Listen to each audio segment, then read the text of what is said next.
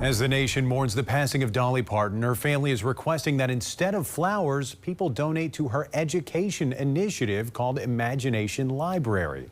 Northern News Now's Ella Schoberl heard how the program helps kids right here in the Northland. Ella, walk us through what this library does. Yeah, Dan, the goal of the Imagination Library is to provide children with easy access to books starting at a young age. It sends one book a month directly to families starting at a child's birth up to their 5th birthday. And it's safe to say it helps kids right here in northeastern Minnesota, as an estimated 3,000 kids are enrolled in the program each year.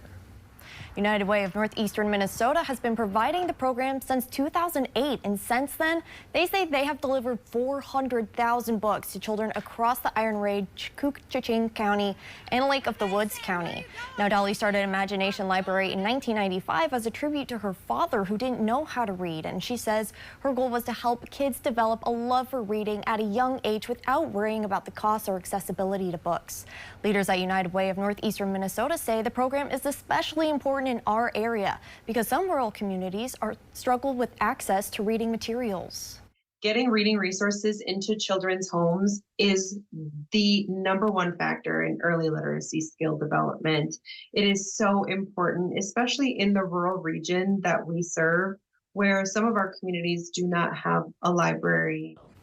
United Way of Northeastern Minnesota holds fundraisers each year to continue Imagination Library in our region. That includes a semi-annual women's event called Power of the Purse, where they highlight Dolly's legacy and the widespread impact of the program. Now, as for Northwest Wisconsin, the Imagination Library will soon be available in the Chequamegon Bay area. That's through Ashland's Vaughn Public Library. You can also donate right now to Imagination Library by heading over to our website. Live in studio, Ella Schoberl, Northern News Now.